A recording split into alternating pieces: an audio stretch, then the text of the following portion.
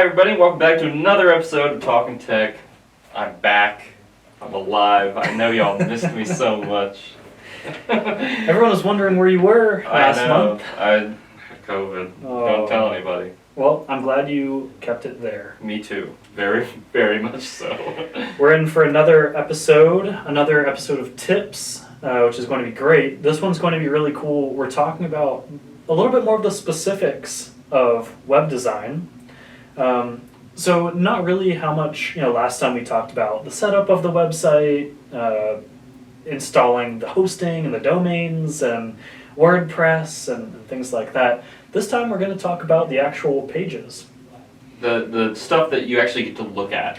Yes. So less of the infrastructure, more of the visual tangible assets. Yep, definitely. We're going to talk about the actual page design, so designing a really nice web page.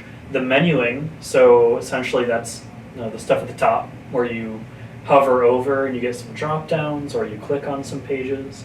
We're going to be talking about the user experience on those pages, so make sure when people land that everything looks nice. And then we're going to be talking about structuring your website for future SEO improvements. So you should think about it at the beginning, otherwise you will have a lot of work to do. Yes, you will. So just a little overview. So Noah, what are your thoughts on page design for a new website? Well, that's a pretty loaded question, just in general. I think you have to break it down a little bit, right? Yep. So I really, really think it depends on your business.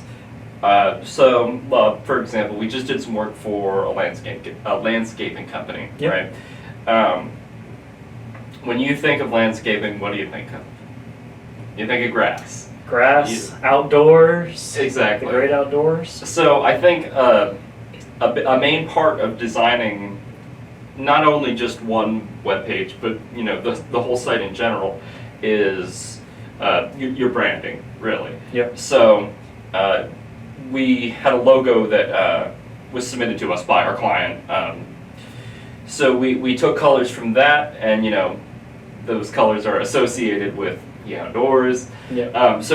Essentially, this is just a long-winded way of saying that I think branding is really important, and even more so than branding, the colors specifically that you use. Totally. What about yourself? Yeah, I mean that's a great point. I mean, we typically say, send us your logo. From that logo, or maybe the great clients will have them already. What's your header font? Mm-hmm. What's your body font?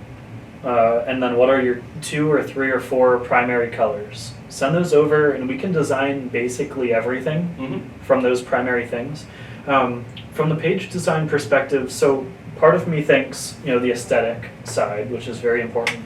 Then the other side of me thinks the functional or storytelling side of it. So typically you think of a web page starting at the top and then you scroll down to the bottom. So the top is a big attention-grabbing photo or video or statement, and then as you go down the page, you want to make sure you hit your big notes. So if we just want to talk about the home page here, Sure.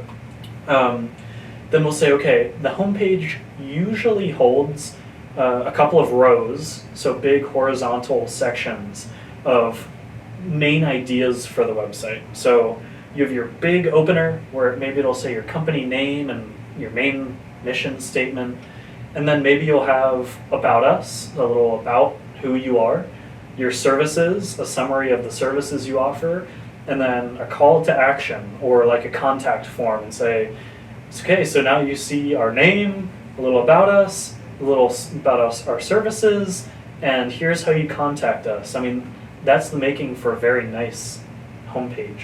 Really, I mean, I think people can sometimes get caught up in all the gadgets and gizmos and all the fancy stuff that you can do with modern websites, which, don't get me wrong, there is a place for. And we'll talk about next month, actually. Oh, great. All of the gadgets and gizmos. Exactly. So I think people can get a little caught up in that, when in reality, the main things you should be looking for are efficient and aesthetic ways to get your information across. Yep. Totally. Yeah. So you have the aesthetic clean side, and then you have sleek information delivery. Right. Those two things, you're on a good track for your page design.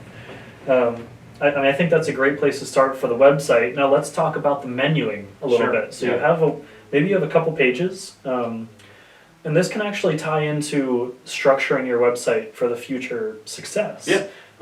So let's say you're a service-based company, you have 3 or 4 different services, and maybe you want to target different areas. Sure. So how would you say that you would lay those pages out most effectively? Sure, yeah. So, I guess if you're initially looking to have multiple pages about one different service, it's probably best to avoid putting them all in that main navigation bar. I know what we like to do here at IT Edge is keep that main navigation bar as clean as possible, really. Because that even factors into the user experience section of it all, so we'll get to that. Totally. But in terms of structuring and menuing those pages for the future and as efficiently as possible, I'll just use our own website, for example.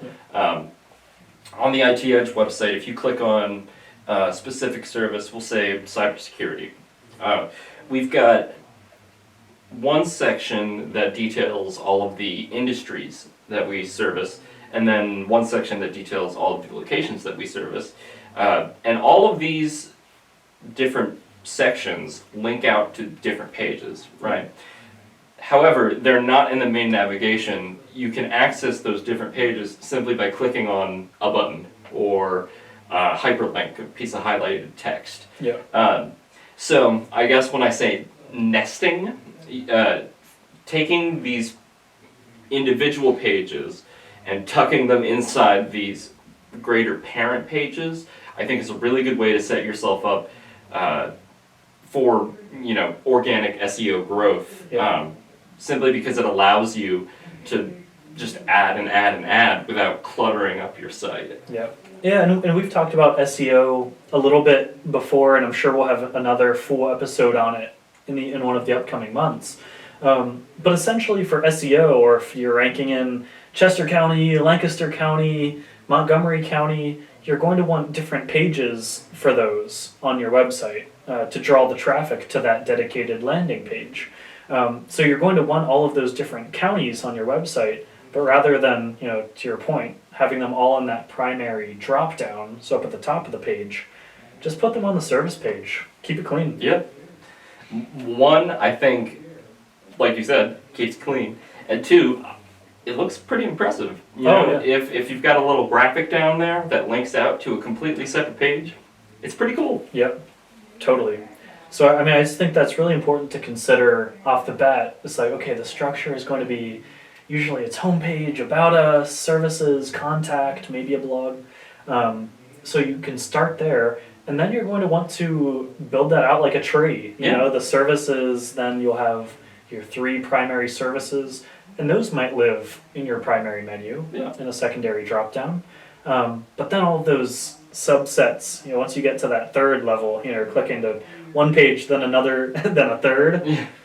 Let's just keep those on page. Yeah, that's probably a safe rule to live by. Yeah. So I think that's great, and then that goes right into the user experience of it all, and just making sure that whenever somebody clicks on your website and they hover over a drop down, it's like, is that friendly for mobile devices? Right. Is it friendly? It can work. There have been cases for us where I've gone on my desktop. We're building a site. I'll go on a desktop and I'll hover over the drop down, and it drops down. Okay, we have 6 or 7 sub items, which is okay. But then I go on my phone, and those 7 items drop off my screen. So you can see different use cases on a laptop or a desktop or your phone to make sure that it looks good in all the different places. Yeah, definitely. And I think to expand on that further, it's really easy for people to click off your website. Yeah. Right? So you want to make a good first impression, right? So I think the way to do that is to keep it clean, and just make sure there's not an overwhelming amount of information.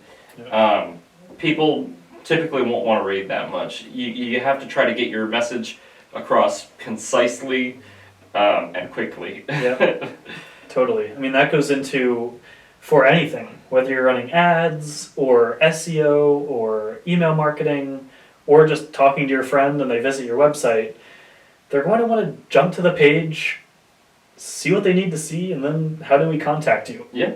That's typically what they want to see. There will be some people that deep dive and explore, and making it fun to explore is great, but I think that's something that you can do once everything's set up very nice, rather than trying to start there and then refine it later. Definitely. Without that solid base infrastructure of a website, it can be really hard and pretty convoluted to really build out a comprehensive site after that. Yeah. Great. Well, I think we gave a really nice little recipe here for anyone listening looking to work on their own website or looking to start their own little business or build their own pages.